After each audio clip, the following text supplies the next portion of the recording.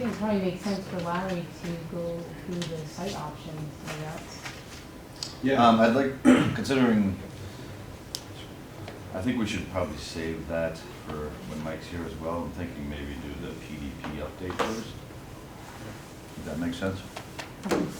And the, programming Okay. discussion. Mhm. So, well, let's see. Last time we were here, we talked about, we went through the programming, sort of talked about the differences between the NSBA standards and the, sort of what we were carrying. There has been some back and forth with Jeff and Mike about some of the spaces. I think we're not quite ready to, we had some questions for you guys because we got your responses back yesterday.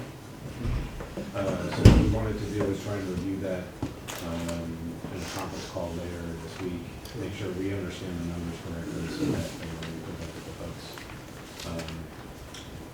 So that piece is sort of in progress, but it's pretty much the same, and I can pull it up. I have last week's presentation if folks want to go through that again.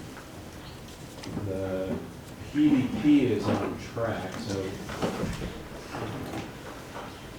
do you guys remember, Autumn, what's the official name of the PDP? Is the Preliminary design program. design program. I always get that right. So that's the first report. It's got to go in on March 19th. Our intent is to give a draft out on the 11th next week. So that is in process. You will see that coming out shortly. And what we'd like to do is any input that the committee has, we collect that on the 18th, and then we make whatever quick adjustments we have and deliver it to the MSBA on the 19th. So a pretty quick turnaround there. It will pretty much be a summary of what we've talked about to date. There will be a lot of stuff that's existing conditions. We circulated a draft to folks a couple of weeks ago. Got some responses back on that. That's the existing Dale Street. Includes the section on site selection, and we can sort of jump into that whenever we're ready. And the program, the ed plan, and then some options. So what we were going to focus on this evening was the option studies that we've started. They're not definitive by any stretch, but they give you a pretty good sense of the beginning of how things might play out on two different sites. So, other things you wanted to kind of go through? No, I think, I mean, if there's any, I know we started to touch on it last week, but I don't know if anybody's had any further thoughts on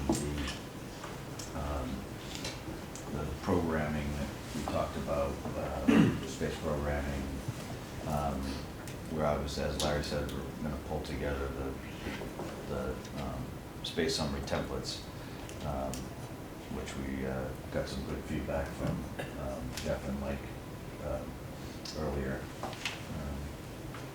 But just wanted to open it up and see if anybody had any questions on it, or understood it, or misunderstood it, or okay, I'll take that as a no. So I guess if there's, Lynn, did you want to add anything? We jumped ahead, just FYI, because Yeah. Mike Marcucci said he would be late, so we're kind of trying to stall on some key items in terms of I think voting. But Jeff and Mike were able to get the space summary down to fairly close to MSBA guidelines. Once you account for the extra 3,000 square feet if MSBA gives it to you, I think they're right at 5,000 square feet above MSBA guidelines, which I think is What good. makes up that 5,000 now? there was 2 world language rooms, And a health classroom. classroom. Also, only in the core academic, it's 5,000. No, it's spread throughout. Oh, it's 5,000. 1,000 square But, feet for the daycare. Then It's a little over in sped. It's a little breakout over. rooms. Yeah. Over music. Well, there's an Oh, no, extra I- music classroom. I know, I remember from the last time, but I didn't know if this was different. Well, the last time it We was were close to 20,000 20,000 square feet apart, over, so yeah. it's been pared way back. Right. And I think that the things that are over at this point are programmatic things that are programs that currently exist in the school, and I think it's kind of justifiable for being over.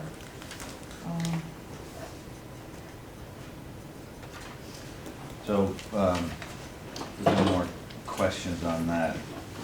I mean, I guess, maybe I'll ask you to take it slow, Larry, but we can start, and jump back to the review of the site layout options. But I know Mike wanted to be here for the vote on the narrowing of the sites from 6 to 2.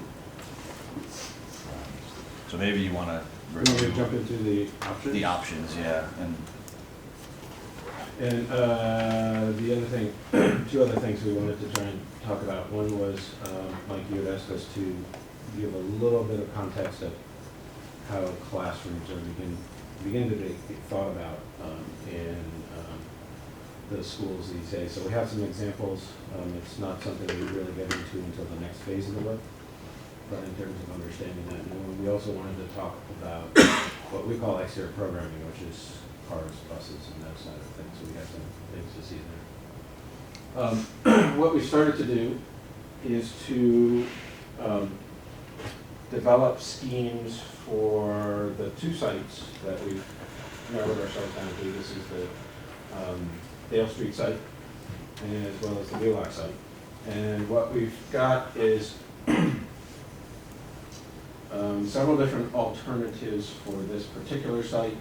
One of the things the MSBA does, and I think I've mentioned this before, is they specifically ask us to look at two renovation approaches. One is called code compliant, and it's really, if you were to fix up the building and meet code, what would it cost? And that's sort of a requirement they have to understand sort of what has to be fixed in it. And the other is the ad reno scheme, and what they basically ask you to do is say, well, if you keep as much of the building as you can, what would you have to add to the building to meet your space summary program, space summary template? So in this particular scheme, I would just add, Larry, it's mainly for the folks viewing at home, that these are just very preliminary options. It's just to start to filter out some ideas and get some feedback from everybody. Some of them may work well, some of them may not, but it's really just to kind of start the conversation. So these are just really preliminary options. There's nothing solid by any stretch at this phase. yeah, and I appreciate that. They are very conceptual in nature. What you'll see is we have several different schemes, for instance, for the new builds, because we're testing ideas, and likely, we imagine in the next phase, we will begin to then narrow in and talk about different parts, oftentimes 2 different schemes, 3 different schemes, and you'll start to see it, particularly how the roadway and the site issues lay out on this phase of the work. You begin to see parts of one that you like and parts of the other you like, and so those tend to come together as we go through here. So for orientation, we're actually across the street here. The existing building is in this location, and there's a slight dotted line there, sorry, the tends to go away, which is the existing cafeteria addition. This, as most of you know, is the field and the memorial school over here, so Dale Street, Adams Street along the edge here. In this study, what we were looking at was keeping the front buildings of the existing school, classroom wing, that sort of link piece, and the auditorium, the gym space here, and then adding essentially classrooms to the building, media center, library in the middle, a cafeteria, and a gym. There's some parking over here, a bit of loading to get us into the kitchen. Parking over here, bus, similar to what you have today, a bus loop here, and then an additional and probably enhanced bus loop here. One of the things, excuse me, we're trying to do is understand is there a relationship between a school at this location and the existing memorial school? And so we're beginning to think, well, perhaps there's some pathway that connects past the cars, past the field, that connects these two buildings if we were to go in that direction. So again, this is a sort of required scheme. We're not necessarily recommending it because in essence you would have to either renovate this in phases to keep the existing kids in the existing school here and then somehow build around them, which is tricky, or relocate them and then build the whole thing and bring them back. And oftentimes what that means is a number of temporary modular classrooms in the field, and it's not exactly ideal. So although the MSBA asks us to look at it, and we will begin some pricing of this, it may not be the direction that you want to handle it. And this is a three-dimensional view, and we've created some models looking. So you'll see the blue is sort of the classroom areas, the orange color is the cafeteria, the gym, the media center, some more classroom space here. One of the things we're seeing, in order to preserve a portion of the site for fields and parking, for the 3 to 5 configuration, we would end up having 3 floors of classrooms. And so we want to start thinking about, okay, what is the impact of a building of that scale on Adams Street, and how does that feel? So roughly thinking about 45 feet.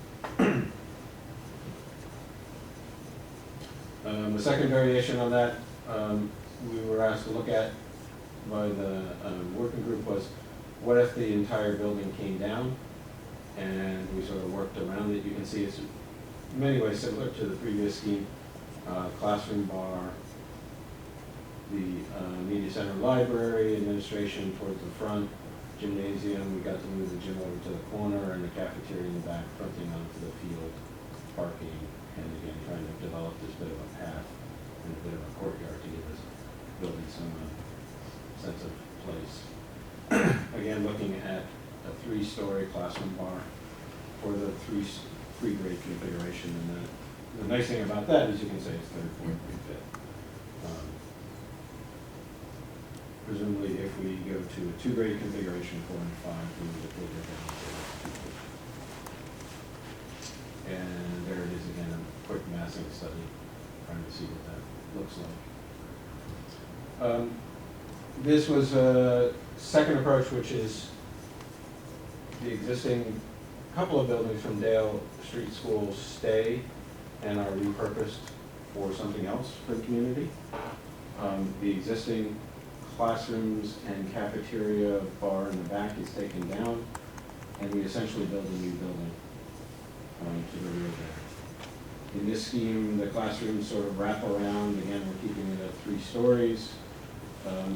One of the things we want to try and talk about is there some adjacencies and some synergies of a connection between the memorial school and the new school building at this location? We have a similar question as we go from Wheelock to the new building. Seems like it'd be a little bit more difficult if this were a 3, 4, 5, or even a 4, 5 to like pre-K 1. Yeah, it becomes a little less jump, a little less obvious to say pre-KK and 3, 4, 5 here. Although in some ways, you know, the 5th graders going down to do reading buddies in kindergarten is kind of a nice thing. You would see, so some of the little pinch points we would probably have to reorganize or think about how, you know, if you're going to keep this building intact and continue to teach classes in it while you built this, you have to pay attention to those little overlaps. But for a preliminary study, and similar sort of parking, a parent drop-off, bus loop, more parking, and then a field at this location, and another bus loop that serves potentially both buildings. Much smaller field. Yeah. And again, what you're seeing here in the 3D view is the new building really starts to fill up the site. You're left with a sort of piece that fronts onto Adams, and then the existing couple of buildings then get repurposed. There's been discussion of Parks and Rec using them. They could be a bunch of other options. So that's 3-story, right? Yeah. That's also Yeah, the massive. This one was kind of interesting. What we were trying to understand was, and go back one, so right now we have sort of fronting the building is parking and drop off and those sorts of things. And the question for us was, could we create a longer loop around the backside of the site and do all of our parking and drop off there and have the building a little closer to the street and have a little bit bigger field? With again a bus loop. So again, similar layout, classrooms, cafeteria, gym. We pulled ourselves back and away from the existing building, a little better in the scheme. Again, these are sketches. But it sort of allowed us to think, maybe if we were going on this site, cars and buses come in, you have a long queuing space. You could potentially have a bus drop here, although we've got at the moment showing a car drop. But some sort of drop here that serves both schools, and then cars continue out. So it was sort of interesting to us, and then it sort of cleans up this to be more of a play space and other activities.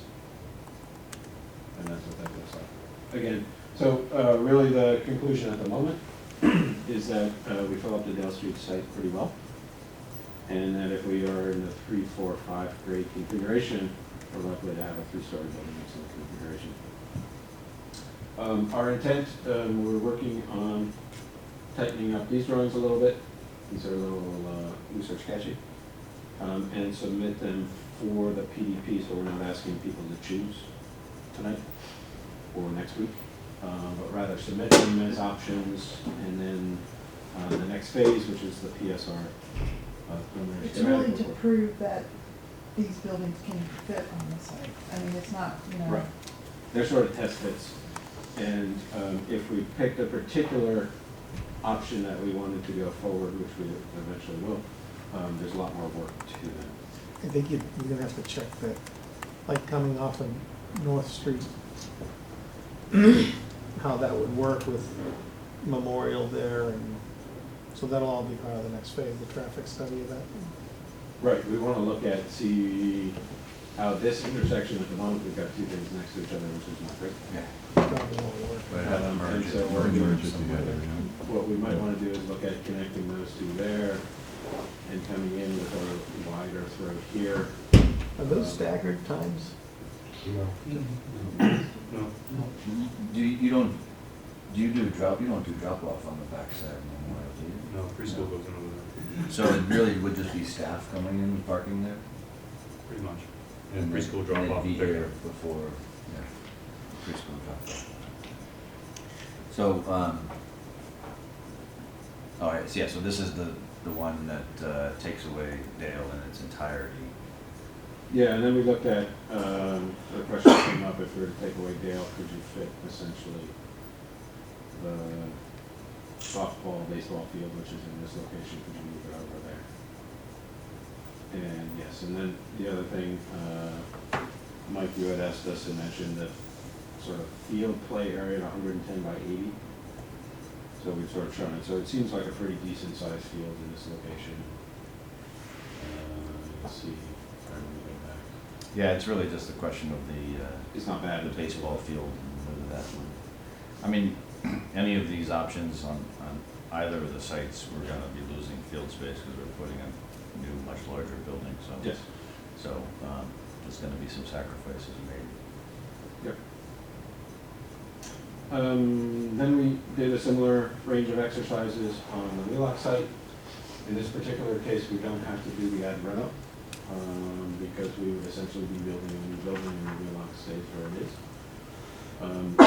What you'll essentially see is, these are really studies about how the road and the building start to interact.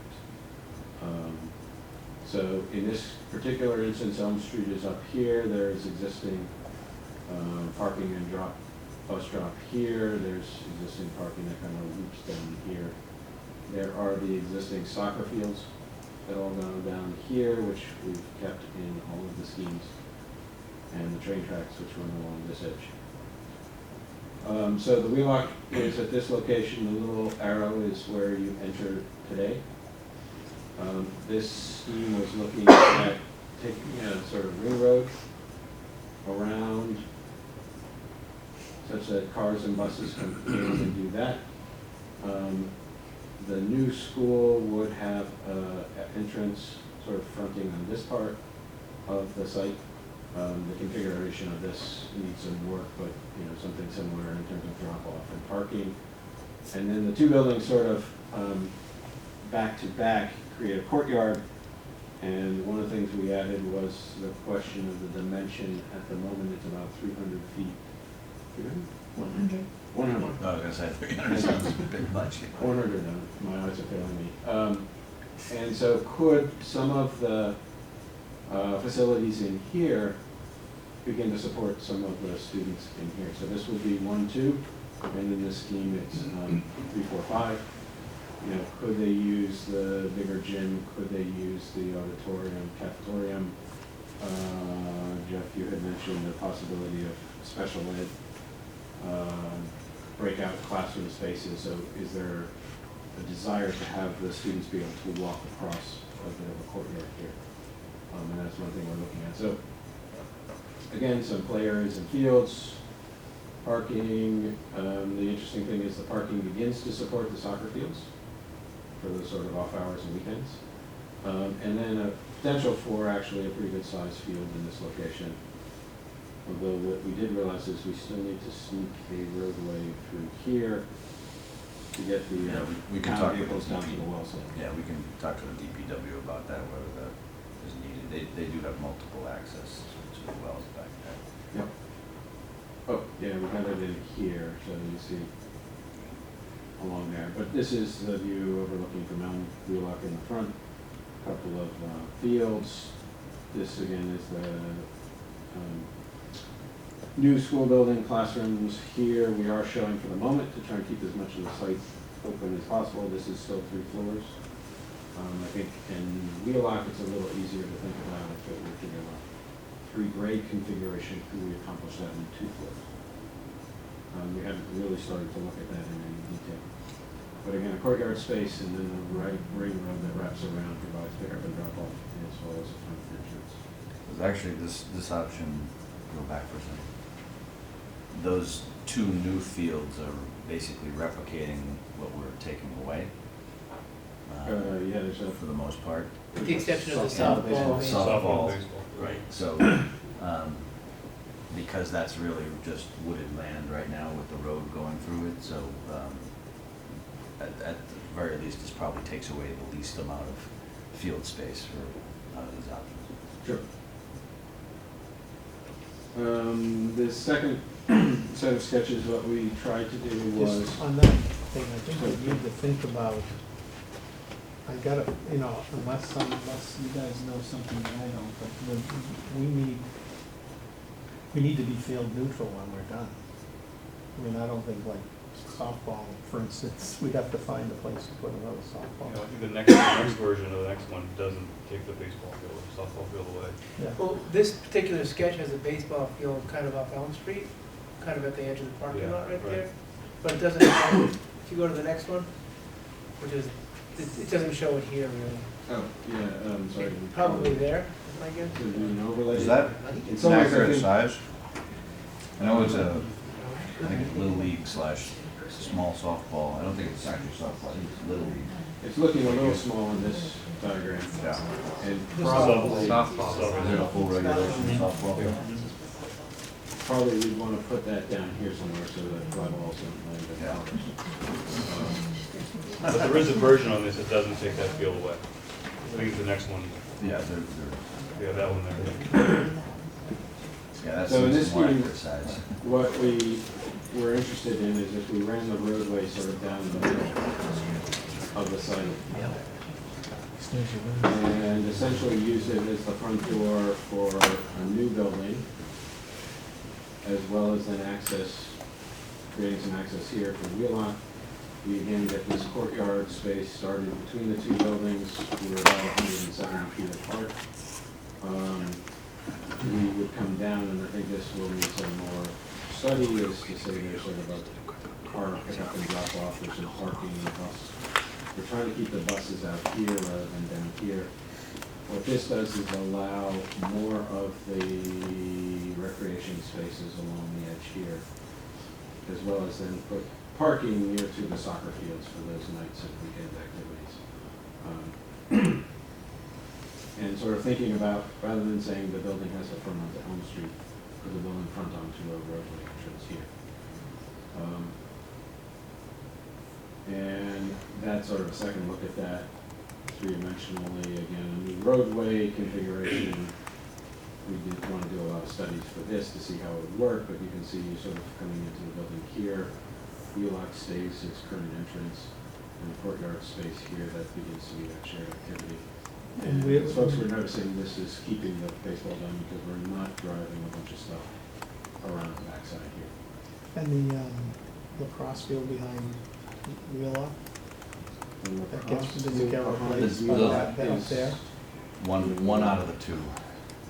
Whatever that box is. So that's about the size of the soccer field. So if you want to call it a lacrosse Or field. soccer, I mean, yeah. They both use it. And what we were also looking at was, it's possible that we do a turnaround within the parking lot, so we could eliminate this. Right now, we're sort of showing it as, go down, turn around, come back. We looked briefly at connecting this through, but felt like crossing the train plus driving past a lot of the conservation land and other neighbors did not make sense to us. You guys can react to that as well. Larry, to the right of where you have the wall for Wheelock, where it's black line, I can't really see what it is. Right to the left of the courtyard, but that area, is that where the modular currently is for MAP? Yeah. It's a double modular over there, so is that what that is right there? That's not what's shown there. Okay. That is the Okay, sorry. location, We were trying to show this, the 110 by 80 foot place. 110 by 80 foot Okay, gotcha. space for the kids to use as a playfield. What's that number? 110 by 80. I'm just curious. That's for the, Soccer, regulation soccer. but that's for the kids. No, I know who it's for. I'm asking where the number comes from. It's usually what they try to put into, so soccer fields usually what, 110 by 90, 85. So because of the age of the kids, it's enough room, the kids can play. Okay. I'm just curious. It was sort I've of seen a- it on most sketches. I just Yeah, it was, when we had a quick discussion about this, it was sort of recreational playing area, not for organized sports, but, Mhm. recess. Kids can come out. Yeah. And we are still trying to say that there's playgrounds. In this case, we're showing them here and here, and you'll see them on the other schemes as well, so it's tapping in there. But on some of the other schemes, particularly in Dale, hey, do we have enough space for just kickball kind of Yep. activities? The third variation on Wheelock was, what if we ran the road along the back, along the train tracks, and then fed things from that. What that seemed to do to us was allow a lot of space to start to come together. You can see, and particularly if we think about how this parking works, you begin to get a very good size athletic field area, existing plus potential new ones. What we were seeing was sort of this similar thing. This sketch was looking at, could we have two fronts of the building facing Elm Street, sort of entrance here and an entrance here, a small courtyard so that you feel like you have a campus and you're arriving whether you're in the 1, 2, or 3, 4, 5. In this case, again, we're showing a 3-story building. Fields, and essentially trying to push everything away from the tracks and run access road down here and do some slip train here. So again, very conceptual ideas. What happens when we do that? What you begin to see in this particular sketch, we are pulling it tighter to Elm here and creating some courtyard spaces, and then this long sort of access drive coming through the back here to get to some parking and some parking. And whether there's enough space here for buses, we still need to test. Slight variation on that was sort of trying to get it down to 2 stories, so these are 2-story wings, breaking that down a little bit, creating some more fields. in between, and again, sort of keeping the front of the building facing this way, and a little courtyard space here, sort of an entry court, and then a more recreational base space here that the two buildings meet in front of. And that's that version. So, again, very preliminary. Happy to talk about as many of them as you would want. But do you think these all move, you're gonna develop all of these as part of the PSF? Well, I think what we would like to do in the best instances is understand Dale versus Wheelock. And so pretty quickly after we submit the PDP to the MSBA, and again, just sort of for everybody, so we submit on the 19th, they take 2 to 3 weeks to review and get back to us with comments. But during that period, if there is a growing consensus on one side or the other, that we begin to hone down our activities. If everybody says, hey, Wheelock has the space, it has enough synergy with the 1-2 activities here and the 3-4-5 activities here, then we would want to sort of focus in on a site. If everybody's still up in the air and we need to sort of chase out both sites, we can do that.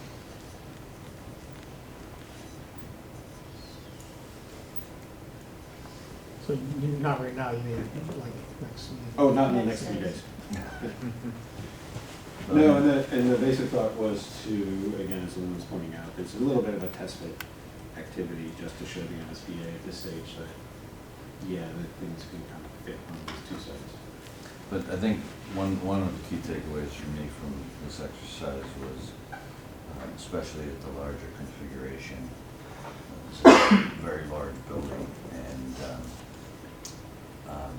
even both sites have constraints. You can see that how these pinch points that come in on this site even make it difficult to lay out ideally, buildings on each of these sites. And each of the sites obviously have different pros and cons, but you sort of get a sense for the relative scale of this, and it really had me sort of concerned about Dale Street's site in terms of the massing of, a 45-foot tall building that is gonna be towering over, right across the street from some ranches and, single-story homes, some of them double-story, but still even those would be twice as big as that, so.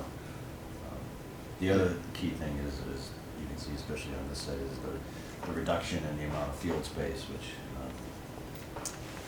really comes down a lot. So whether we could do something like this and save that portion of Dale Street is a question too, because that could be some field space in its place, but okay, so that's just some of the takeaways I had from it. I'd be interested to hear anybody else's feedback. Yeah, so just to point out the things you were mentioning, so again, a tall building, typically the floor-to-floors on schools these days is about 14 feet. So you have to add a little for the roof, and you're roughly at 45 feet. What's the zoning? This would be a variance. Right. I think we had the variance on this building, and it was like 2 feet over. I think it was like 40 feet. For the two-story? I think it was. I have to look back. What's the tower? Remember it? But for the tower on this building, we had to get a variance for it. Now, I know these are preliminary drawings, but would you be able to do some sort of mock-up so we actually see, so it's hard for me to visualize 45 feet, you know what I mean, where, Yeah, I mean, what we're starting to do is develop these. These are actually computer models, so you can spin them around. okay. They're a little hard because until we add some detail, it's kind of hard to get a sense of how tall 45 feet Right, is. but I was thinking to Mike's point, when you've got your ranches there, I mean, really how Sure. stark is that gonna be? You could do some basic preliminary site sections just to show Yeah. the height and the relative proximity to the neighbors. So show these, which, the eave of these houses could be 12 feet off the ground. You could maybe put a little illustration of sort of cut through that Yeah, street, that's site just section. the house and then the building. Yeah, and, that's where. I mean, this option at least it minimizes it by pulling most of the building back. Yeah. But some of those other options, Right, That's so gonna be when we proposed. try to tie into either the front end of the site, either as a new build, or in the case of the renovation Right, addition, you really start to put this very tight to the street, and to us, that seems problematic. And so these were looking at sort of wrapping things around and trying to create those kind of spaces. There's ways to work where maybe this is 2 stories at the end. You step it up. It steps up as it goes up, but it's gonna be tricky, and part of that would probably be classrooms above the cafeteria, which is not ideal, but we can do that. But you begin to then see how tight this site is overall. Again, assuming we're keeping this, either because during construction of this, we want the kids to be in school here, or because the town wants to keep it for future repurposing. I think it would be good to develop that height issue more, like Emma saying, just so people, not just here, but people in the community can see that discrepancy. Yep. And I think that we have to be field neutral on any of these things, because we're gonna lose critical constituency if there's not that many fields. So Tim, when you say field neutral, what Like is if we lose, if we're taking a field, we gotta put it some, we're gonna, Okay, just so I understand when you Yeah. use the term. So I think every one of these options, we're losing one field, at least. well, there was one on Wheelock, I think there's on a Dale. I So- mean, Well, that would, but That's the only one there. you would lose it during construction. yeah, no, I But agree. that- but That may after that, mean, yeah. I think Dale, to me, is going to be very, just looking at it, it's trying to fit too much into that spot. I mean, This one is definitely gonna require swing space to make this happen. The other one, you could, go back to the one that was an ad rental. That one, you could build the cafeteria gym piece of it, then tear down the existing gym piece, and then, do the classroom wing. You could probably make something like that work. You'd still With need kids swing being space. occupied in the building, but That's right. it'd be tough. You'd still need swing space, but it would be less, because you'd be Right. doing, 3 or 4 phases as opposed to, Right, One. and I think that the overlap is right here. So well, but you'd also need overlap while you renovate the existing buildings. Correct.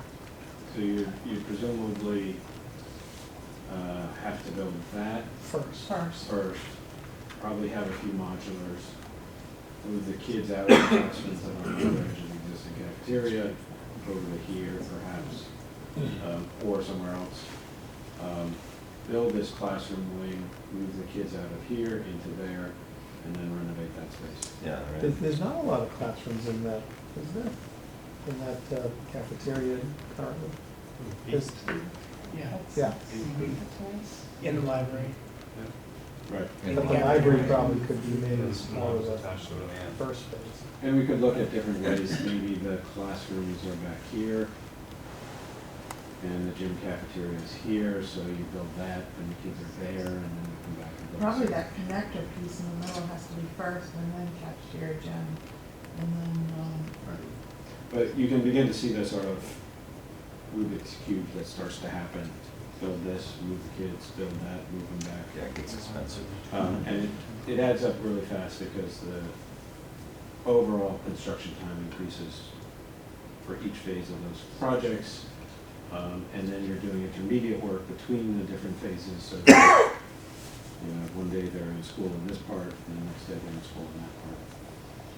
and it's probably important to note that whether it's a 4-5 or a 3-5, the footprint's the same for both. You're just taking off The story. the third floor of the classroom wing. So the benefit here, though, is that you don't have a building in town that you're not using. Right. Right.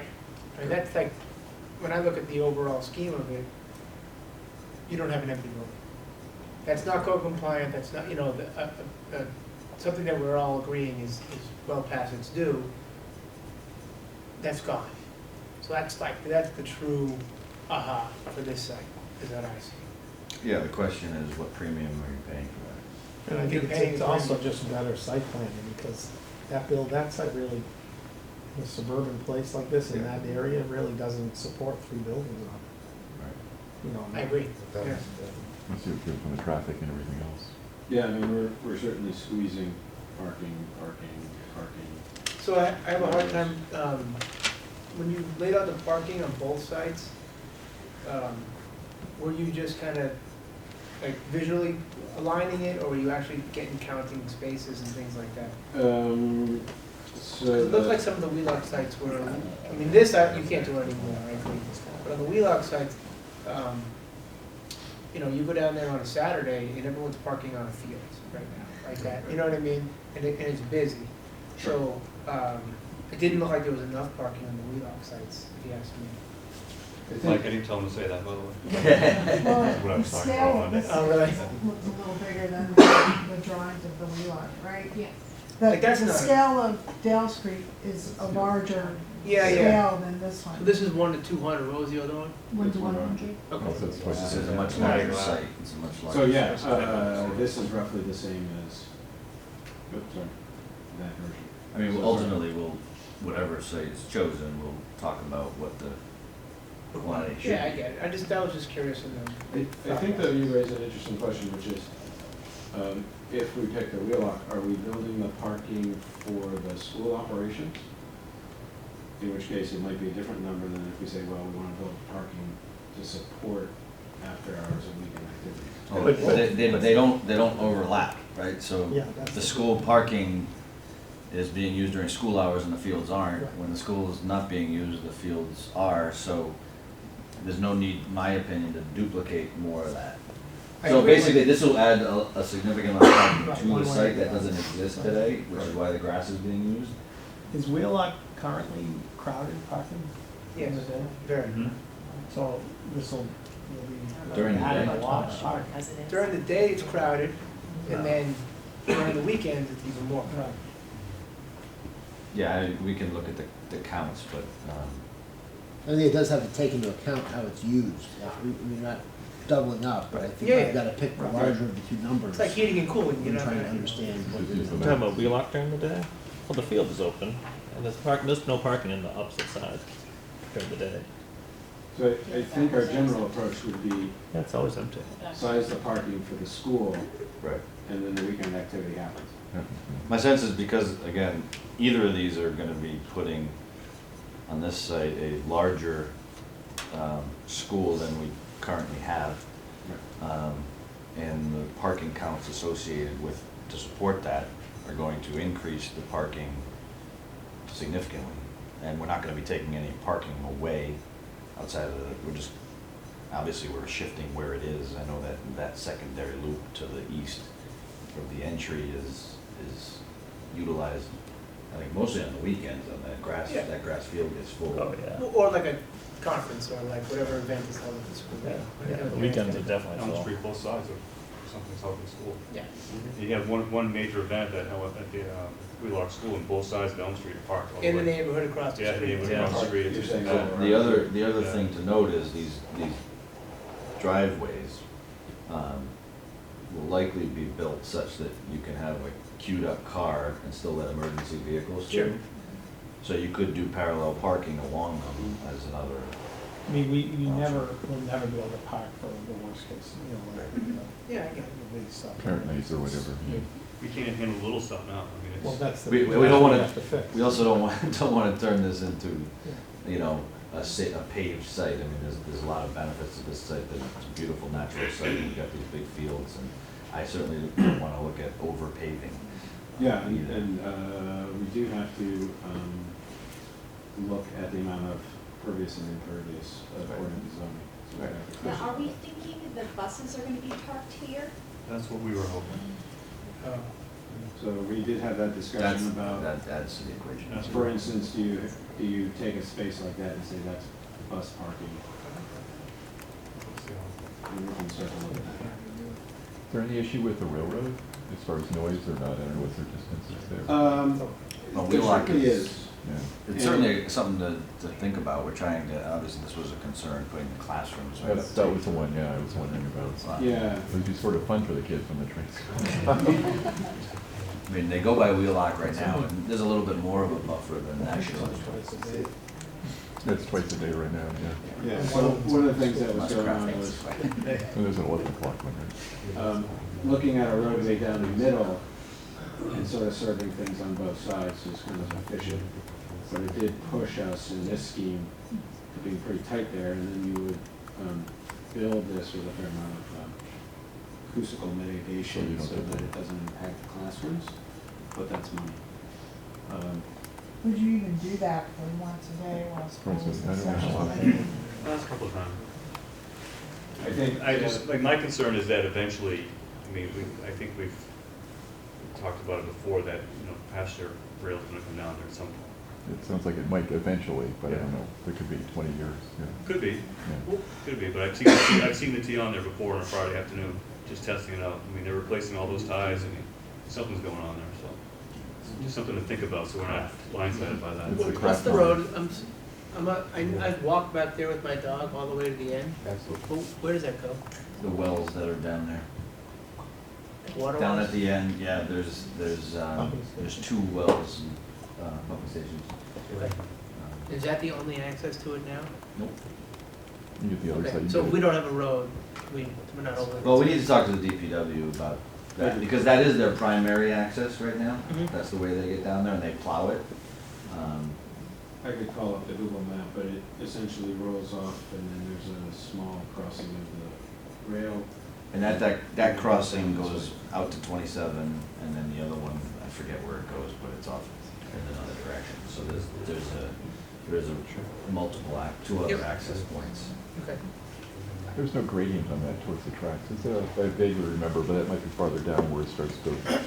There's a swale from the tracks down basically to the property line, but then it comes It's back like up. that. It's just, When you look at this from an aesthetic point of view, you're on Elm Street, which is your primary entrance, your only entrance to the school. Like, from your point of view, who's looked at thousands of these, like, you know, one of them had basically the buildings non-existent from the street. Yeah. You know, you can see the side or the back, because the Yep. entrance is on the other side. Like, aesthetically, like, how does that play into the site? Like, Well, it is something we're thinking about, and this sketch shows it kind of saying, well, could there be two front doors facing Elm Street? We've sort of shoehorned this in a kind of a little bit of a funny arrangement, but, you know, to the extent you say, and then you say, okay, there's one bus drop off, and it serves both schools. Just so everybody's aware, we are not planning to spend any dollars on reconfiguring the wheel lock. There's a small entrance here, there's a couple entrances along the back, and then there's an entrance exit here. But, you know, we're sort of saying, okay, that is what it is. On this scheme, so let's look at this for a minute. Yep. Our thought was, well, if this felt like your entry drive, and your building somehow fronted that, that would take the place of this building trying to front onto Elm Street. Not much different than going down a drive in there, Sugarman. And so that gave us a little more latitude to sort of create a footprint that was kind of more flexible. The other thing we started to ask ourselves is, in the future, do you need to have space to add something to the Wheelock School? And so we sort of said, well, something like this, you could dot in and say a future classroom addition, and or some other things could allow you to actually create a single building that sort of wraps around it. So What about like access from A to B? I mean, that's, these are from school to school, you know, you're showing with the dotted line to the front door to the front door. The reality is that people are gonna go in a direct line. Our assumption was, you know, in our building, we could put a bunch of things here, big entrance here, or a side entrance, I should say, to get you in. This door is really kind of a service door. That's where I was going. Yeah. You know, if we had all the money in the world, we might think about doing more to that building, so the two are compatible, but, Right.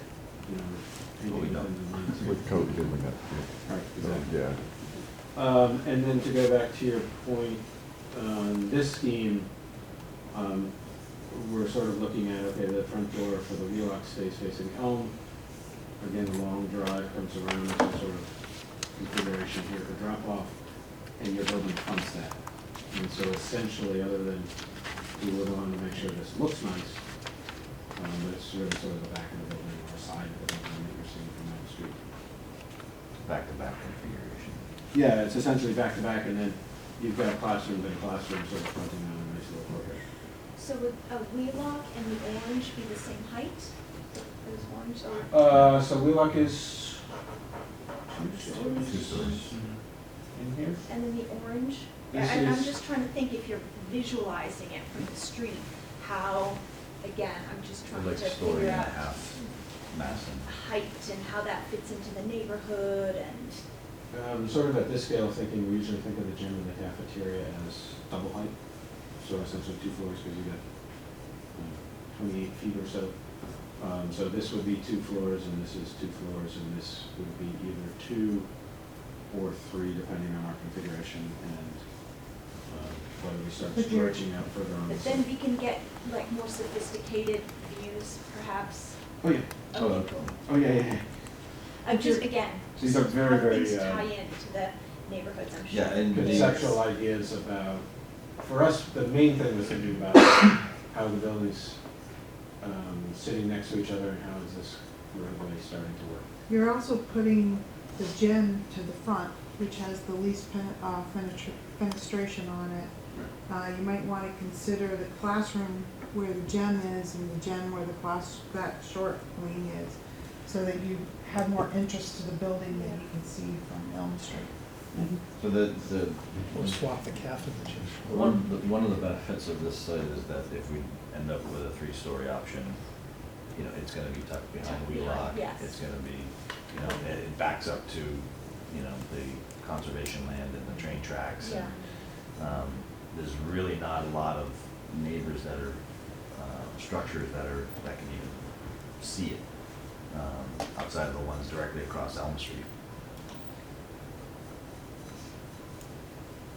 So it is really the blue section, depending on the grade configuration, the blue outlines, that would be either 2 stories or 3, depending on the grade configuration. And what I also asked Larry, and he's gonna get into it a little bit, is we don't necessarily wanna go with just sort of a straight double-loaded corridor, you know, down. So how you configure those classroom wings may change. It may not just be a bar, and there may be different approaches for how they get clustered and grouped, because especially a larger configuration, that's a big number enrollment-wise to have as one elementary school, and it can feel too big for kids at that age.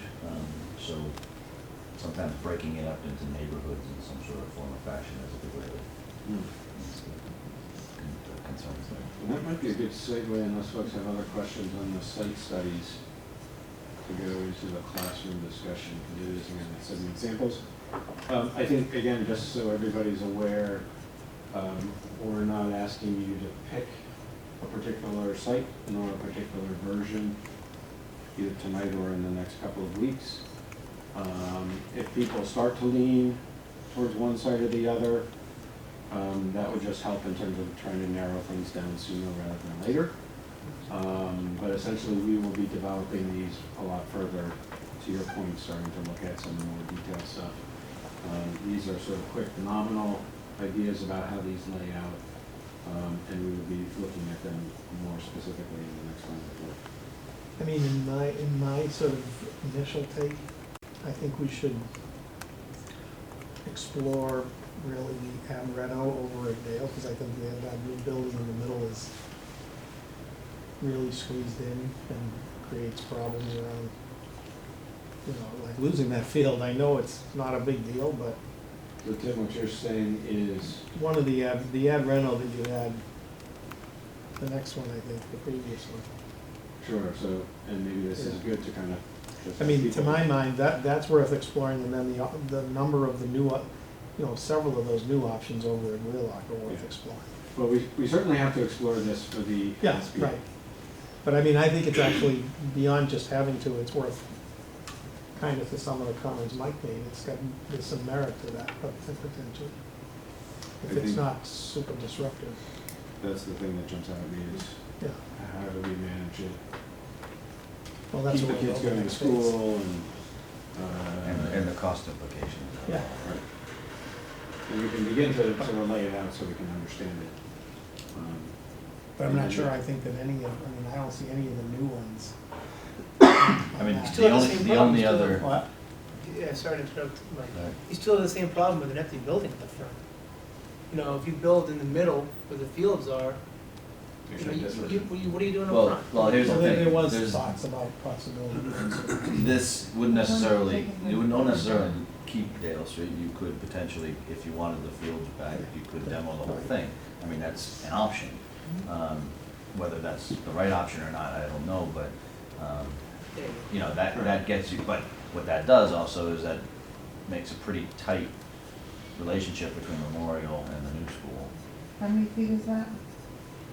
165, This one right here, Yeah, 145. 145. which really, it's really tighter than that if you went from. Yeah. point to point. If you went corner to corner, it's closer to And 100. I think neighbors would react viscerally to that, with the scale Yeah. of it. Do we get reimbursed at demolition? If it's on that site, yes. If it's moved to Wheelock, no. That's good. Okay. And you wouldn't change, just flip Wheelock and Memorial if these, and turn that into the main campus, you know what I mean? Does that make sense? Say that again. I'm Yeah. sorry, I didn't quite So follow you. if Dale Street was the 345, for example, would you then swap Memorial to be not the pre-KK? So this And becomes you 1 turn and 2. that Oh, into the you mean- 1-2? I don't think the rooms are sized for, they're set size for kindergarten. They are for kindergarten and for preschool. No. I mean, we can, And, we can look at it. but I know kindergarten rooms need to have They're bigger. a toilet in them if they're built new, so if you gotta bring over to Wheelock, you gotta build toilets and I think Oh, that. so it sounds more. Yeah. I think this Yeah. makes it way Yeah. complicated. Please. Yeah, and I think a broad question that you also might think about is, what is right now, we go back to this one. The fronts of these buildings along the street is a rather nice streetscape, Mhm. Yeah. and there's a nice historic feel to it. And to what extent is that something that's important to the community? So, you could take them down and say, okay, we're gonna build a field there to replace a field. So, but anyway, that's just one. I think, I have a question Go about ahead. your comment about needing to be field neutral. On these options where we keep the existing Dale and build in the center of the site and we can't fit the baseball field back on the Dale Street site, can you replicate it on Wheelock? Is that still not field neutral? Possibly. No, I think that would be field neutral. Okay, I'm just Yeah, checking yeah. if that Yeah. fit your definition. I just think that, it's hard to go sell a difficult, controversial project and have youth baseball and youth softball and youth lacrosse, Anybody? not happy. Can you go back to the one that takes down the building and has the fields over there? I think, yeah, this one. I think if you did this scheme, I think it would push the building closer to Dell Street and build the gym as a second phase, push it up Yeah, I tight agree. as a second phase, That's just to down give there. it some more. Right. I mean, because once you take down that building and you look at this, you're gonna go, what they built it like that for? Yeah. See, with that, Larry, that makes sense. You'd move Yeah, the no, gym, and take I down think the. Part of it is you're trying to avoid that corner right there, which is the existing. Right, so you No, take the take- gym down, take, Yeah, no, don't- I yeah. get what you're saying. Take the existing calf down, yeah. Yeah, so it just Sort of makes it- split Move it around. tight to the existing. You go 1 year without a gym or 1 semester without a gym, you could do that, so. Yeah. Great. It's not the best, but you'd have If you make feet. anything work, Tim, this is not great. Yeah. Well, I'm not really, I don't think putting a new building in that lot is gonna be very appealing to the neighbors or anything. Like, I prefer if this worked on this site, I would prefer, I think that is a decent looking, Dale Street is actually, we don't have that many historic structures, and that's one that's kind of appealing. That auditorium, needs a lot of work, but, I don't know, I think there's more sympathy around that than, So preserving that. There is, but at what cost, that's my only yeah, concern. well, that's what we'll find out. Yeah. Yeah. But to Tim's point, Can I just ask a clarifying question? So the FAF isn't being touched in any of these, it's still, the FAF center is not in these Correct. areas? Right, It's- yeah. It's separate, Over here, okay, I just correct. wanna make sure I'm looking at the right pictures. just to Tim's point though, I think if the question is how best to spend your time over the next period of time, I think that on whatever depth we looked at these sites, the Wheelock site is a lot simpler and has a lot more advantages to it. And so it seems to me that if we're trying to decide how much time to spend on different scenarios, I think the further you can drill down on the Wheelock site to identify if there's going to be any major issues that we don't know about or that are going to present problems that we're not aware of, I think that's a better use of your time than trying to develop 5 different scenarios for the Dale Street location, to Tim's point. I think we obviously have to go for the MSBA and evaluate the renovation option, but I think I'd only want to invest a lot of time in a bunch of different Dale Street scenarios if we came to the conclusion that there were problems at Wheelock that we're not aware of. So my view would be focus on the ad reno, as Tim says, and then focus on the Wheelock site for now and then see where we are. Obviously, we'll have to get a number on demolition cost and how much we would save by building at Dale Street because the demolition cost will be included. I suspect that won't be outcome determinative for us. It's probably not gonna be. And the other piece of it is the front, to your point about the historic nature of the buildings, the front side of Dale Street has a lot of advantages for other uses than schools. If we don't build a school on the Wheelock site, we're not going to build anything else there in the future.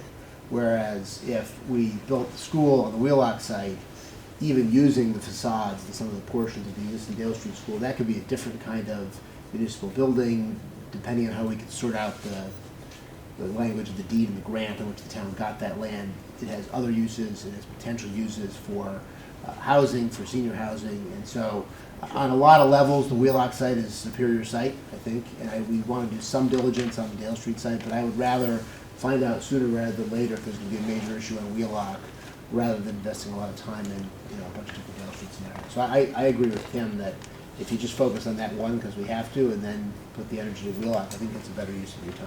Yeah, and multiple options in Wheelock like you have, Yeah. like. Yeah, this- it's this- really just a start on Yeah. Wheelock. And I agree, as we look at this, as this begins to have more and more difficulties, yes, we have to do some schemes to show the MSBA we've done our due diligence, show the folks in town as well, so that people say, hey, why do you do that? But I think pretty quickly, if folks are feeling that the Wheelock is really the best advantage, then we'd be happy to follow that lead.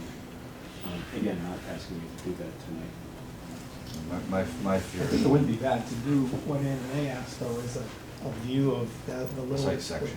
The site section that holds the other side of Adams Street, crosses Adams and then shows that 3-story, because that, I think, will show a pretty dramatic change to that landscape. It's really gonna make it feel, especially with all that pavement as well, it's really gonna feel more urban. It's gonna feel more like a Brookline or a. Yeah. Right.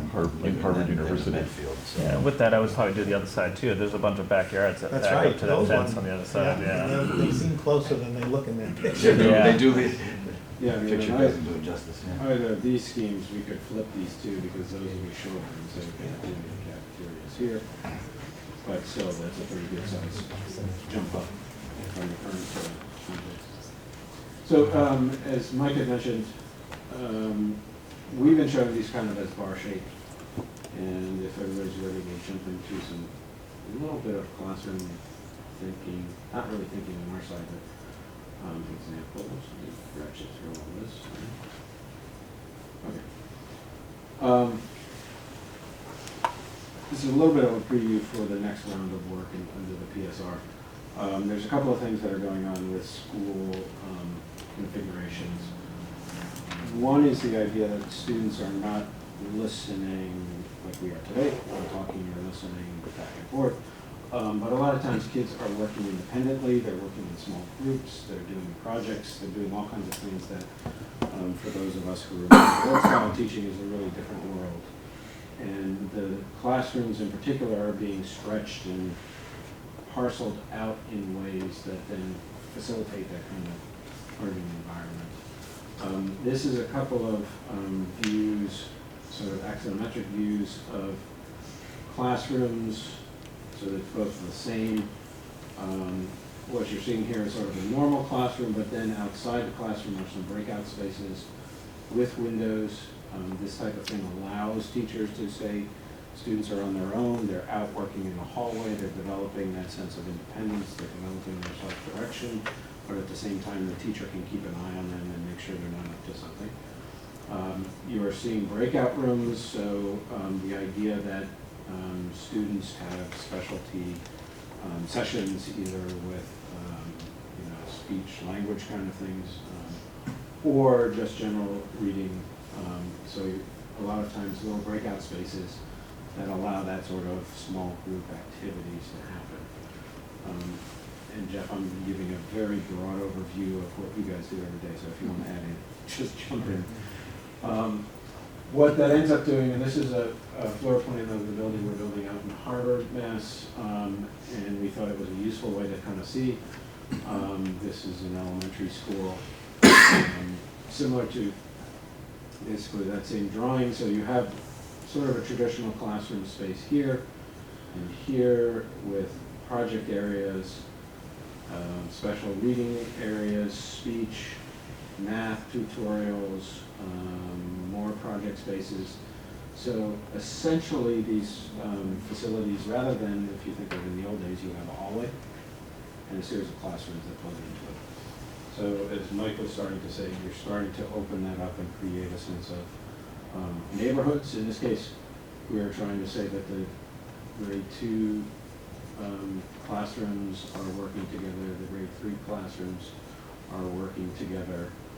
There's a spatial move here, which is a little hard to see in the plan, but there's sort of a way that this is brought in with these exterior walls and then opened up again, so that again you create this sense of neighborhood, sense of place, rather than a hallway that runs past 12 classrooms. Hey Larry? Yeah. Are those, back in that project, in those project areas, are those divided by half walls in the hallway? Yeah, so these are half pipe walls. With those lockers lockers. and cubbies and things. This is a plan for a couple of the schools in Newton. These are not our work, but nevertheless you can see the same thing kind of going on here. Project-based learning area, classrooms, project-based learning area, classrooms, breakout spaces, breakout rooms here and here, staff rooms, toilets and things. And again, creating sort of a neighborhood feel, a central space. This is another variation on that. Classroom, special ed, sort of these flexible learning spaces, small report areas with classrooms and small report areas, a lot of spaces. And then this is another run, I think this is the service school, the Anger. Anger? Okay. That looks like Anger. So you can begin to see the shape of these taking on that sort of, there's a space here that begins to feel like a neighborhood, then it sort of constricts with some of these other spaces, toilets and things like that, another neighborhood space. It begins to take on a shape, not a long bar. And one of the things, so what we wanted to do was to sort of start to get people thinking about that. It's certainly the next phase of the work. We'll begin to lay that out. You will see in the space summary template the various spaces that create that. The MSBA is very careful about how we count it. So we have to put little lines around each of these little spaces to show exactly how it all adds up to the numbers. But again, this is sort of not our classrooms or our grandparents' classrooms, but a different world. And here's another one that is a little tough to read because this is the working drawings, but again, classrooms, breakout spaces. Oftentimes, you're trying to do this where classrooms can have kids in the space, so it's kind of between and shared between two classrooms. We've been doing that of late as well. And again, the idea is some number of students can be here, but there can be a special session where they're coming out, doing that, and going back into the classroom. And here's our active Boxborough. This, because of site issues, is a little more of a long, thin bar. but you begin to see some of the smaller spaces that we're adding to the building. Those have the lockers in the room? Yeah, in this case, the cubbies are, this is all elementary, the cubbies are in this area. It seems long and thin. Yeah, the site is kind of restricted. So again, that's just sort of an intro to classroom shape and design, which we'll start. I know the teachers during the ed visioning, one of the things they were looking at is it could be structured like a cul-de-sac. So it would almost be a half circle or full circle with classrooms all around the edge of it, so that it's set up the neighborhood that way, which is a really interesting concept. I thought there were a few folks that wanted that. I think unfortunately, we're gonna be stuck with some of the problems in Acton Boxborough with just Site constraints. getting them Yeah, off the seat right after the. you know, at some point you have to balance cost and efficiency versus how much can you open it up. Again, this is located essentially as wetlands all around it, so it really is constrained. So one of the things that helps inform this really for, especially Jeff and his team, is we're gonna be doing some tours of some schools. So we're starting to get those set up with some recent schools, just to sort of see what works, what doesn't work, lessons learned from all these different types of configurations, because they each have their pros and cons, and it's a matter of what fits in Medfield's educational vision. How do the various configurations affect sort of long-term flexibility of the buildings, right? Because as these sort of trends or fads or whatever come and go, these buildings are going to be here for 75 years. Sure. And so you hate to be locked into particular layout, and then 20 years from now, it's going to cost $30 million to go with whatever the next thing is. And so I think one thing to keep in mind with all of these things is in the bones of the building, how is it going to be flexible as things change over time in a way that some of the existing buildings have not been flexible. And when we're looking at the cost today, we also have to look at the cost over time. Sure. And for a building that, again, should be outlasting most of the people in this room. I mean, I think, to use this as the example, so you basically have a classroom. That's pretty much what you or I or anyone else learned in. These types of spaces have different labels, but that's about the size of a small to medium conference room, 150 square feet, something like that. So there's a number of different ways that this can actually be used. So if you guys decide later you're not going to use it for that, you can use it for speech, or you can use it for an office or a conference room, it can sort of do that sort of flexibility. I think the flexibility piece came through loud and clear in ed visioning too. I think that was a common theme throughout. It's a lot easier to make buildings more flexible now because they're structured differently than they were. There's no bearing walls or any of the things like old buildings have, like Dale, which it's impossible to move the walls. You can't move the walls, so pretty much you can pull those petitions up and down, right? Sure. I think the one thing we are always cautious about is people have ideas that movable walls, because you can move it and change it, and our experience has been they tend not to get moved much. They're pretty expensive. And if you really want to move a wall, taking down drywall and putting it back up is not a huge lift. The only place where I think we would, where I think it should be included is when we start looking at the music spaces and the cafetorium and how those spaces are used, because that allows for flexibility. And I've seen it successfully done. So, but the ones in terms of the classrooms, we were at Andover Bancroft, and they on each of the fronts of the classrooms they have these folding doors, and they were saying maybe 1 out of 4 teachers actually open them up. The ones that do love it, they think it's the best thing since sliced bread, because they can have some kids in the hall without still, and they can, but it was a mixed feeling. The ones that are more You saw the ones between classrooms, classrooms, if if you want to pair if up. they're shared teaching, If you they go, do go to shared the teaching. western one, Larry. Yeah, Steve, you had a I was just question? gonna say, Larry, that Jeff and I, when we were writing the ed plan, we talked about that for the cafeteria, one of the spots, especially when you're doing lunch bunches and stuff that might not be, because of sensory, that can't be in there. But those rooms could also double if it was gonna be a cafetorium, to have music lessons within those rooms that could kind of close off. So to your point, not so much in the corridors of classrooms, but the bigger spaces, we were looking at that through that lens, so I just want to share that. I think that's a fair point. And, you know, one of the problems with those movable walls is the acoustics is tough to control. Yeah. Or in a cafeteria space, you're not as Yeah. worried about it. So, I was also, went to Estabrook this weekend. They have a music room that has the stage, and they use it right next to the cafeteria, and they said they've had no issues with acoustics, which I was surprised by, but that's good.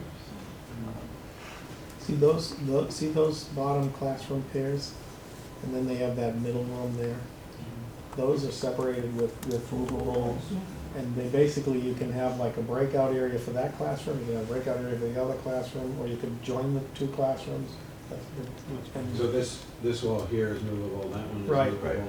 But it's not so big and bulky and movable like some of the big petitions you'd see in a gym or something. Yeah. It moves pretty, and they, I believe, having visited that recently, that they are using those a lot. That's one of our projects, and that principal said they do use that fairly regularly. Yeah, and I guess what you're saying is a classroom could be that Yes, at times, or it could be right. that whole thing. Yep. If those go away. And then what you're seeing here is, those are those stacked up, Yes. those wall panels. So it does take up some real estate, there's usually a beam and so forth and so on, so there's some dollars that are invested in that for flexibility, so. The skyfold ones are getting less expensive, but they are expensive. It stores up at the ceiling and just drops down. Those are nice. Yep.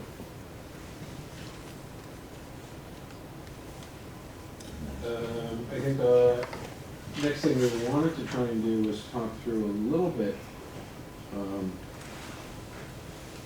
mentioned the outdoor circulation.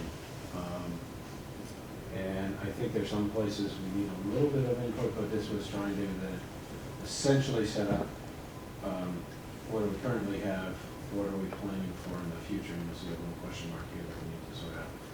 And then, what are we doing in terms of play space? So, sort of looking at the middle, one of the things we wanted to note in discussion with the district is parents stay in the car, staff manage bringing students into the school. For us, that's an important consideration. Some schools prefer to say no, the staff stays in the school and the parents bring their kids into the school, so that has a different impact. Parking, we're trying to work with the zoning required parking, so 228 when we have 2 grades, 260 when we have 3 grades. Again, sort of working within that as a zoning requirement. We're going to cross-check that with the number of teachers and so forth, just to make sure that's a reasonable, what that should be all in there. And then, to the extent, as was talked about at Wheelock, if you said, well, we really just want another 100 spaces, we want to talk about that a little more. Buses, I think, Autumn, you had a number of 18 to 20 buses? Keep hearing 18 and 21 buses is how many buses the district has. 19? 19? Okay. It was a different number after tonight on. So 18 to 21 is. you're in the right range. 18 buses, one mini bus. Okay. 19.5. That's a shorter one. So we'll shoot for 20 and then assume no changes in transportation choices. And that's sort of a good thing to think about is, you know, we're not going to take away the bus system, or we're not going to require everybody to ride buses. So I'm essentially trying to keep the same splits. These are just trying to document what's out there today. Vehicle drop-off is about the same. Parking, 62 spaces, 7 spaces more or less in that plus busted, and some spaces sort of on the street. 18 is our best guesstimate of those buses queuing up in the two loops. Maybe you guys have better experience with that and we should carry a different number there. And then this is sort of our understanding of how students are arriving. So what's interesting is it's a really high number of students by bus. Because we treat a lot of schools we work with, this is much lower and this is much higher. And that's usually is.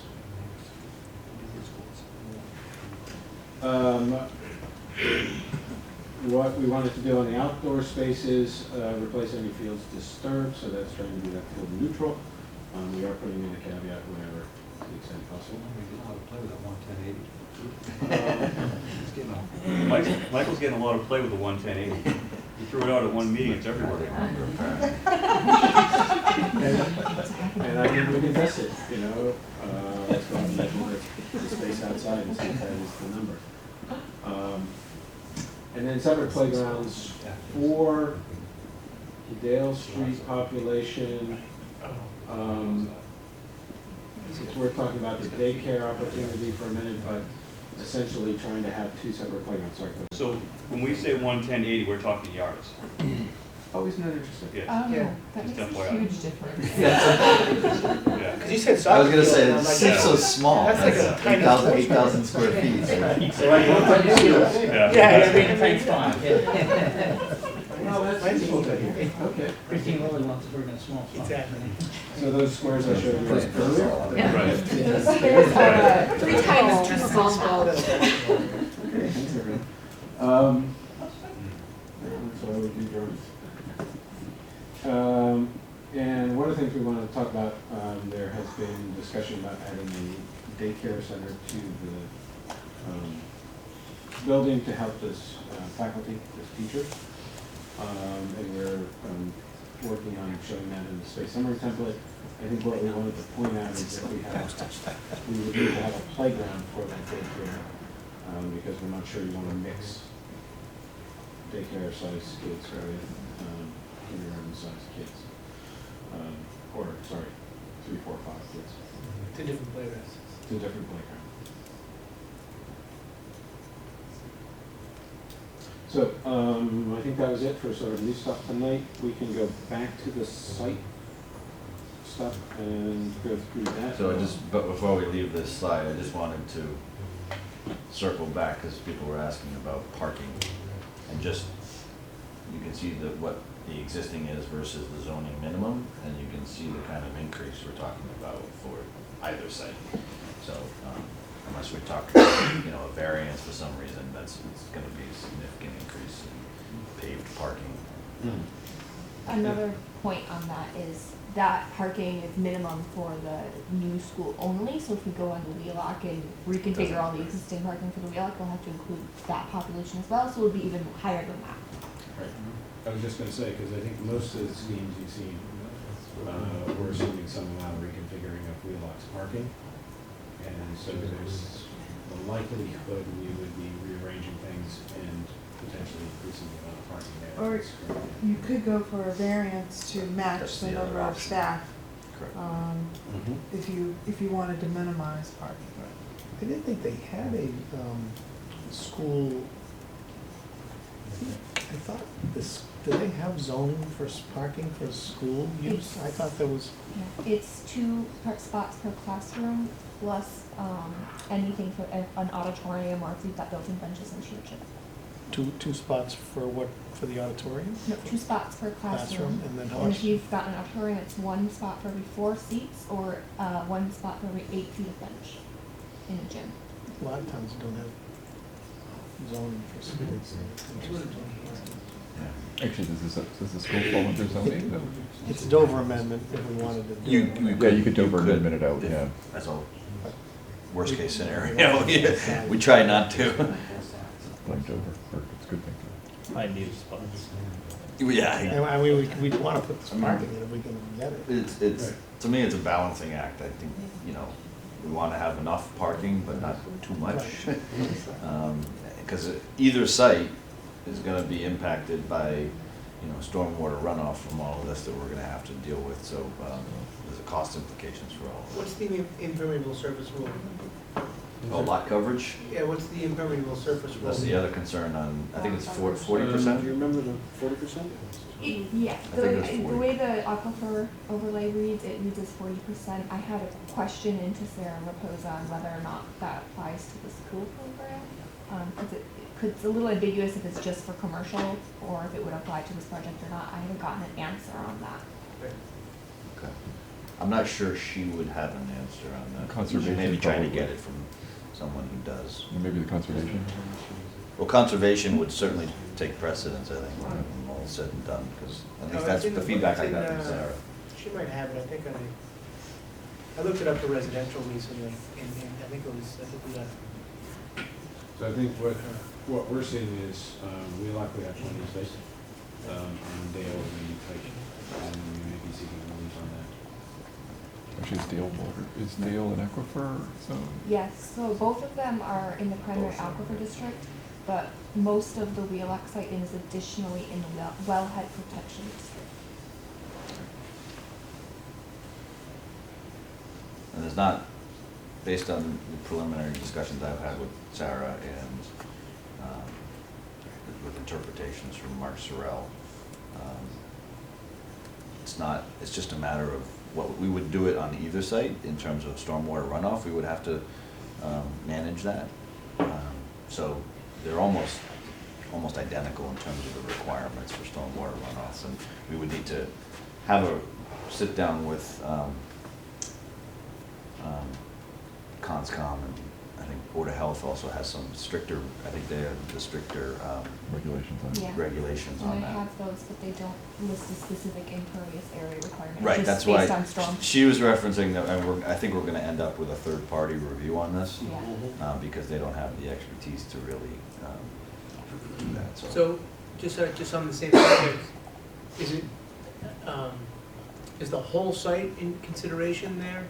Because at Wheelock, obviously, all the fields and everything else, are those all, it's all considered one site, Correct. correct? Correct. Okay. It's Now- one site owned by the town. Yep. Um, They don't break it up into three, or, so same thing with Dale Street, it's all one site, including Memorial and the parking lots that come with that. Okay. So, you were going back to something, Larry? Yeah, what I wanted to do, and I Lost didn't your wanna- screen. Yeah, no, I wasn't gonna have you guys watch me rummage through some files, but, I think the next item to talk about would be the sites. Because we were trying to get a vote from Yep. six sites. Narrowing down the sites. 6 sites down to 2. So, Be good just to recap. You had a good slide last time. yep, so that's what I wanted to, okay. He's used to being excluded. That corner. So again, these were the, having gone through, do you remember? Here we go. So again, just to sort of recap, and I'll try and go quickly. Medfield had done a search of town property, resulted in 199. Looking at 10 acres as sort of a good size to think about a school, resulted in 50 properties when we then went through a number of different sort of filters, as well as the active wetlands. We got these 6 sites, which we have documented here. So Dale Street on the corner, Wheelock over here, the whole Hospital Hill site, which we were considering 3 pieces, the Sledding Hill, McCarthy Park, and the historic campus site. And then finally, Red Gate Farm over in this location. We did a preliminary study of those as sites, and then again, just to recap, so the existing Dale, and as Autumn mentioned, this light blue, this is from the zoning map of this whole thing, means it's part of the primary aquifer zone. About 17 acres. We've talked about the Memorial School here in the existing Dale. Recreation building over here. Again, Wheelock, much larger site, about 44 acres. existing Wheelock School here. This is the line, we're still investigating this because it says it's 400 feet. No, we decided it's 2,000 from the well. 2,000 feet. The little circle at the bottom This is is the the 400. Yeah, that's, So these are the wells down You here. can't touch, really. And this Right. shows the sort of drive coming through that we mentioned. So again, this is in the primary aquifer area. The Hospital Hill, Sledding Hill site, pretty good size, 40 acres, a number of site limitations. It was part of the land disposition agreement with DCAM, so it has really been focused towards recreational space. It's pretty remote in terms of where the main parts of town and population are, and there's no utilities, so it has a fairly good pitch, as we understand, that's the Sledding Hill. The McCarthy Park site, again, a good size, 48 acres, so slightly larger than Wheelock.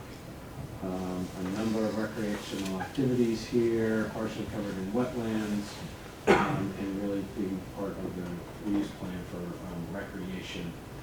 Has the same issues of remoteness, and it's also used as a public park. The Redgate Farm site down here is 30 acres. These two roads that are on either side of it are pretty small. I believe this is a dirt road, gravel road. There's wetlands that are in this area, right at each the north and south end, so essentially you'd be coming across. No utilities in the area, so again, this starts to become a site that is not terribly attractive, or might have more site costs if we were to develop it. And then finally, the existing historic campus site, again, subject to a disposition agreement with DCAM, set up for future development, the rezoning of the master plan, which did not include educational uses. There is some historic building restrictions, and it has all the remoteness problems of the other two sites. and utilities. So that was sort of the base analysis, and as you can see graphically, the conclusion was that you have two good, strong sites, and I think that's really the important part. You have two good, strong sites, both of which seem to work, perhaps one that's starting to seem a little more attractive than the other, and four sites that really have a lot of more difficulties, and so the discussion is not to consider those four sites, but rather to focus on these two sites. So, will that be a 2-minute summary? Any questions from the committee on this? Okay, so not hearing any, I'll entertain a motion. So moved. Second. Motion, I didn't hear a motion. I'm not gonna say the motion. No. I entertain a motion to accept the Wheelock site and the Dale Memorial site as our two options. Second. We don't have any more participation, so all in favor? Aye. Aye. All opposed? Any abstains? Abstentions? Not hearing any. Motion passes unanimously. It's really a tough call to not suggest building the school in the Sledding Hill. There were a lot of tough calls like that A one. lot of courage on our part, pulling that one out. McCarthy Park would have been Yeah, worse. McCarthy Park, too. Would have been That was worse. a good one. If it doesn't snow again, that's not. I think Right. the purpose of this was like, we needed to put whatever met the minimum criteria we had and show why they don't make sense, so we just prove that, you know, we've done our due diligence here, and this is how we were able to whittle down to these two sites, that there was a process to it, and it wasn't just willy-nilly. Okay. I think that was pretty much other questions, comments? What's next, Linda? We have to go back to vote the meeting minutes.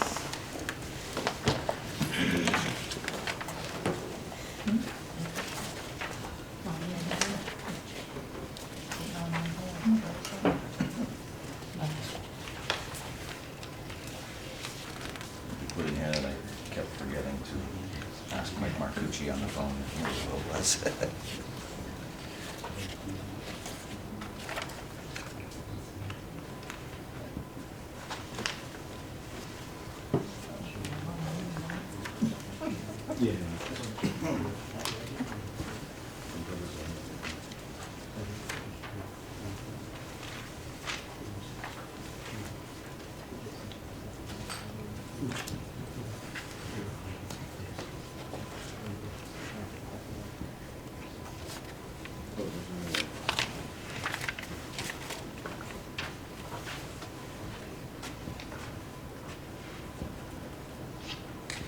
Oh,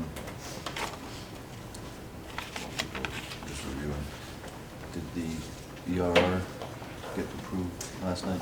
There was it was incomplete. Okay. And so there was, in one of the clauses, there was still a bracket saying have or have not. And so whichever is factually true has to be chosen and put in there. And Gus said that when it's completed, he will sign it. Can you look into that? Oh, it's has the MSBA been notified or on the monthly report? It says have not, it's still in brackets. So you can Gus said strike we'll that. get, we'll both get, of them. we'll get it adjusted. You When can it's strike complete, that I'll sign and it. say have, but. I tried to convey the tone in which Gus said that last night.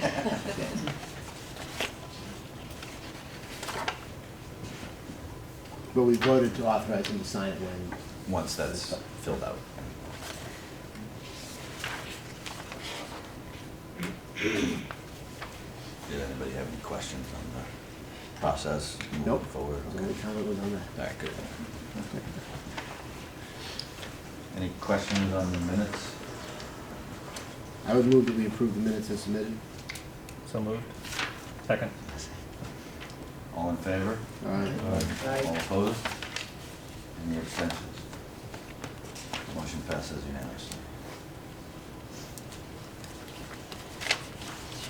And then moving down to, schedule the revised, meetings and milestone schedule is included in the packet. Do you want to know any changes? Yeah, so on the community forum on 3/9, there's a time change, which everyone who's invited got an update via Outlook to 6 o'clock. And The other thing to add in here, we will be providing our PDP deliverables to Arrow Street on Friday. Okay. Did you incorporate, did you need it? So we'll get you our deliverables on Friday so that you can incorporate them in the draft for March 11th. And we have a couple of things that we still need from the district, or the town, and that is the budget statement. And if we're gonna put anything in there about debt service, which we have a little something. We give them some examples of that, so maybe we can follow up on that in the next few days. I think we've gotten everything else that we needed right from our list.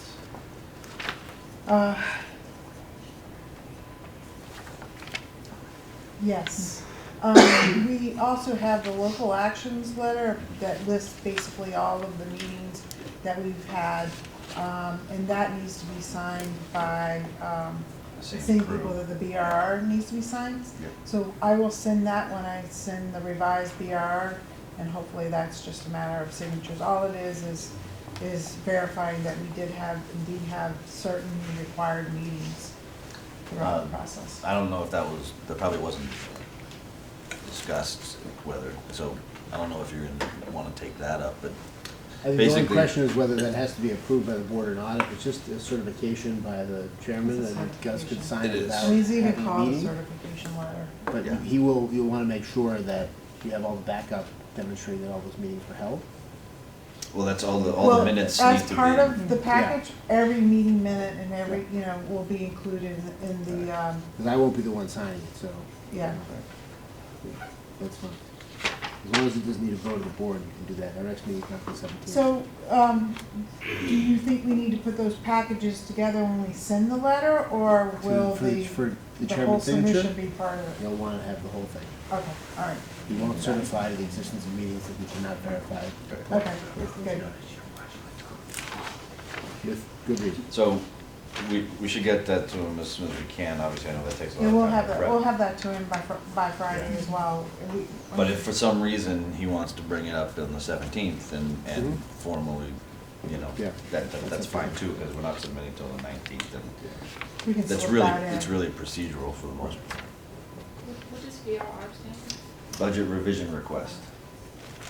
Yeah, and basically, we didn't add to the budget, we just moved it to different budget lines, to kind of align with the contracts that were signed, so.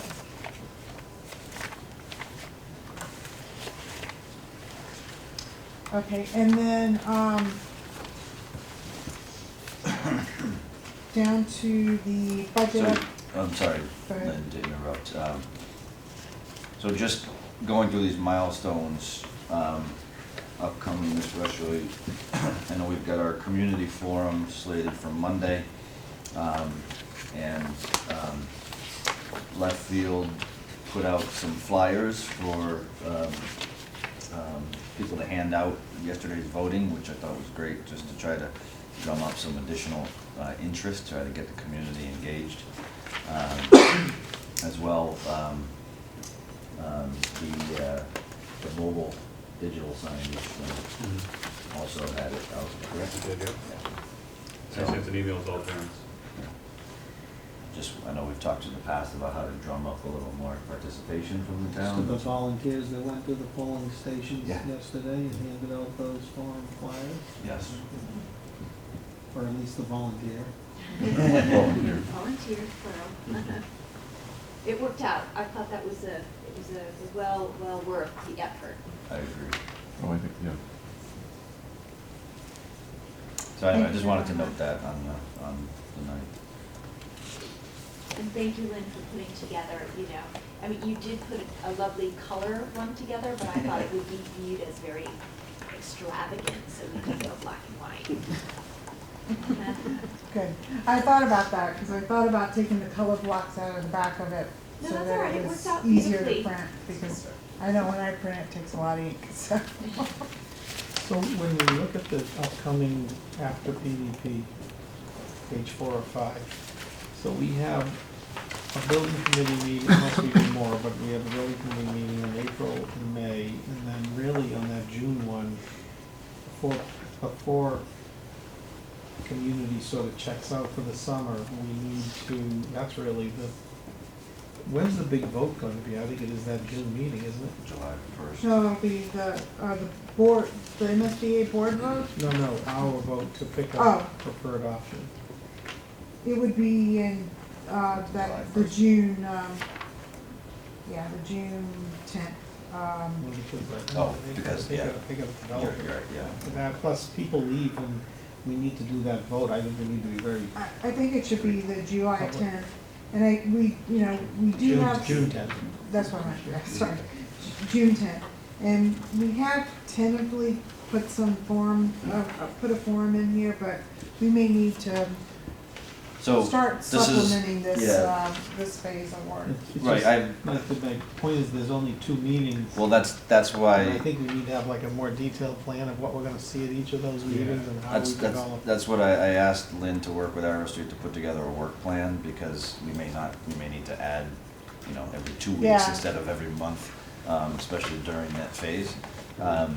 So she's gonna be working with Larry to pull together and identifying the topics for discussion and draft agendas sort of for each one.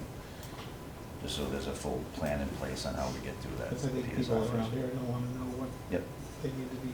agreed. ready Because this to see. next phase will be the most important one Yeah, in absolutely. terms Absolutely. of, making sure everybody's aware of how we go Right. from the 2 options, both in grade configurations and sites, down to our preferred one. And I think at that point, I think people will start to get a lot more interested in what's happening, because Well, that's we'll sort of also the- have preliminary pricing. It'll start to become more real once we, add pricing into the mix and schedules into the mix. Right. And that's why that sort of April 1st meeting is sort of the kickoff for all of that, and in terms Right. of really trying to ramp up the You know, like the discussion. work plan, when we'll see the traffic reporting, which is gonna be a big issue, adding all Yep. that traffic to Elm Street.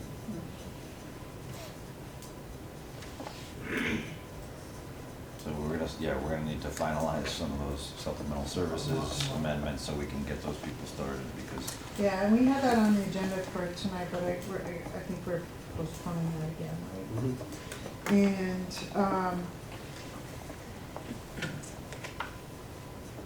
in terms of, more on the budget issue, we have the February 2020 invoices, included in the packet.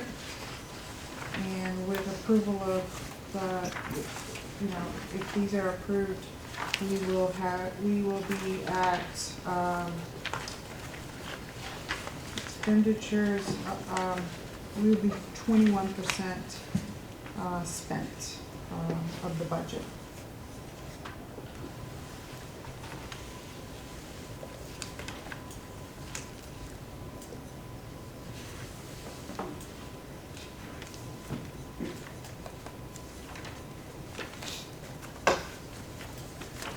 We started to reduce our monthly invoice to compensate for the extension in time. So that's the change there.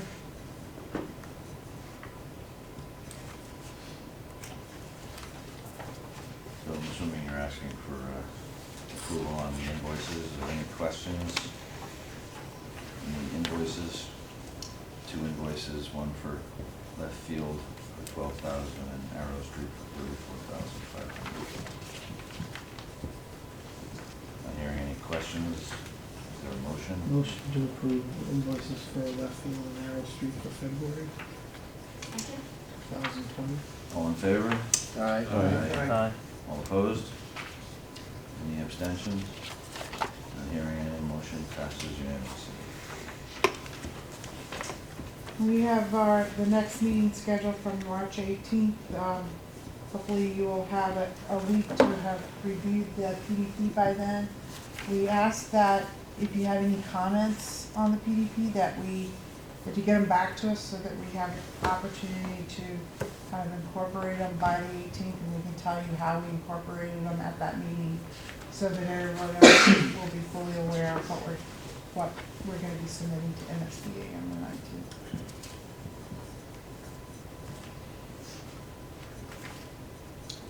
Is that all you had then? So I'll open up to the committee, any new business? Not hearing anyone, what's that? Nope. Anyone from the public? The usual question. Well, I guess what it is? I wouldn't fathom to guess. When's it going to be put on the website? Yeah, none of the stuff is up yet, and I haven't seen it from the last meeting, any of the documents. Have you been able to get the stuff to Jeff? Andrew's been out for Oh, the entire Andrew. week. Oh, Yeah, okay. he's been out. Okay.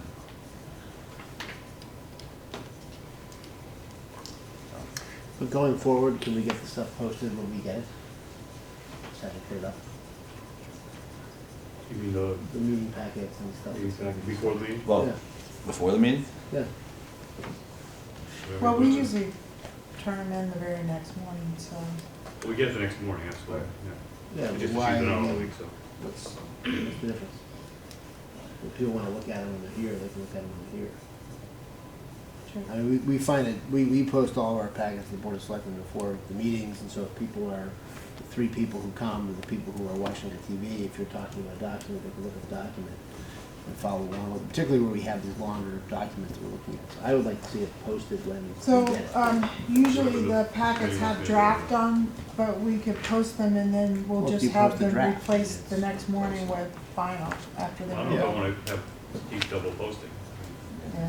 Let's think about this a little bit. Well, I mean, I guess, you know, Well, the minutes get posted separately. You have a draft minute that's in the packet that goes in advance. And Are you approve the saying draft minutes. minutes or draft packets?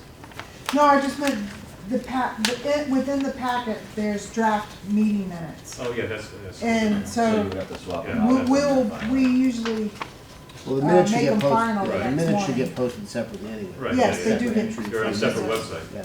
The Once town they're does a agenda and minutes website, we just do those. Okay. Anybody object to posting it when Lynn and Gina send it out? They can, Jeff can That's fine. have Andrea post it. You guys are good with that, Bob? Yeah, The only thing is that the meeting packet doesn't always contain the presentation, let's say, which, so, Then you can post the presentation afterwards. yeah, as long as I'm not that's, suggesting posting things that don't exist yet, Right. or aren't included. Right. I'm just saying the ministerial act of the 15 seconds it takes to post it. I don't know how long it takes to Useful post it, I don't, exercise. Well, yeah, so I just. Okay, maybe 45 seconds because it's a government doing it, so. Ouch, you're part of that government. Barely. You build in a break too. That's what you gotta build. 15-second break. 45 seconds. Lynn, I know you had mentioned in an earlier meeting, I just gonna throw this out there, because I remember when you mentioned it, giving people access, a link to your files as well, and you threw that out there at a very early meeting, like a Google Drive, or whatever, so I don't know. Oh, if we were that's- talking about linking back and forth between the Facebook and the project website and the blog and Twitter. all that. I mean, we also said we could set up a separate website because both the town and the school have their own. Our files are more on our central server. I mean, it should be Be one hard. location, if you ask me, because that's when mistakes happen. People get different documents, sometimes you're trying to line them up, or something's not posted on one, it's posted on another, so I'd prefer that we keep it in a central location, so I don't think having multiple places to store files is going to be helpful. I mean, And with- the other with- question I have about it, I just don't know how it's set up in terms of, obviously there's a lot of stuff on there, but there's certain key documents that somehow should get put up top. If somebody wants to catch up on, here's 5 things you need to read. Because there's a lot of stuff that we get, that we look at, and we've talked about, I mean, it's fine, but there's probably 5 things or 7 things that somebody who's gonna come to a forum or, because I don't get the sense that a lot of people are paying super close attention to this right now. But at some point, people will, and I think it should be easy enough for them I to, think the website. we should give some guidance and say, look, here's Yeah. the key points to get caught up on, where we are. I think the website is broken up where there's a section for monthly reports, and they're all listed. There's a section for meeting minutes, they're all listed. Presentations, they're all listed. The SOI and all Yes, the and then MSBA some of the data. background information, some of the legal documents that you receive from MSBA are posted on that. And of course, when the PDP gets it'll It'll be post on posted, there. yeah. And so every submission we make to MSBA, that submission will be posted on there. And those submissions contain all of our work for that phase of the work. I'm just talking about, like, if you did at the top, kind of key Headlines. documents. And sort of like, here are It's the, there. yeah, there is. Yeah, I mean, I just Googled it. I haven't been on the website because I'm here, but. Look at how nice it is on your phone, too. It's not that easy to find the documents. I mean, I'll tell you, the Westwood school building, the website, their building So I- site is excellent. I can We're trying to appreciate the find- navigation of certain websites is better than others, but generally speaking, That's an Excel one. It's all in Excel. Westwood's just an Excel file. Yeah, That's all it is. I'm just talking about, I mean, it's I- We get comprehensive, great I'm just feedback thinking on it, about so. I'm just, which of these, in other words, you look at all these things what here. isn't posted here? I'm sorry. Last week's meeting, correct? Right. Yeah. I'm just thinking. So that's in terms the of- That's the only thing that's not posted there. Do you have to read each of these documents, or can you, what are the 5 documents? We should have some of the enrollment Yeah. reports that have come in the past. That would be helpful to city enrollments. That's in there. It's there. It's all there. Just a certification letter. No, it's all in there. That's what I'm talking about. Okay, Yeah. with that, I'll make a motion to adjourn. Second? All in favor? Aye. All opposed? Abstentions? All right, thanks, everybody.